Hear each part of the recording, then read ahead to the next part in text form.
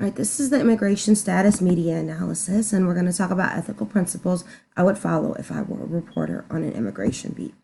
First would be to remain neutral. My personal background influences me to be skeptical of the government, and as a person of color, I tend to side with minorities. According to the textbook, we should temper that crusading spirit with fairness. Like many reporters, I want to shed light on injustices, but when the government is wrong, we should report it. But sometimes there are more sides to the story, and journalists should cover all sides fairly.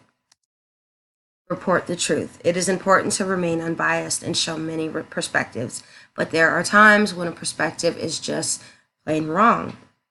Reporters must do the research and report the truth. If a viewpoint is clearly wrong, then we must explain why it is wrong and report that. Avoid stereotypes. Many Americans, including myself, have biased opinions when it comes to immigrants. It is only natural because they come from a different culture. This has no place in journalism, though. Do a little background research on the background and culture of the person you're reporting on so you have a better understanding. Then provide this information to your audience so that they have context too.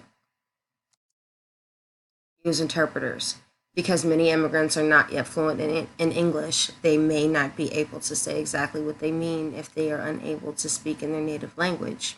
It is better to use an interpreter and allow them to translate to better understand the subtle nuances in your interview subject's answers.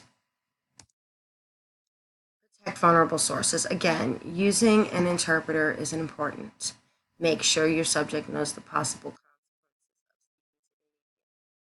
story gets told, but it can also expose them to prosecution or deportation. Do your best to protect their identity and avoid mentioning legal status unless it is necessary for the story. Following these principles, I think I could ethically cover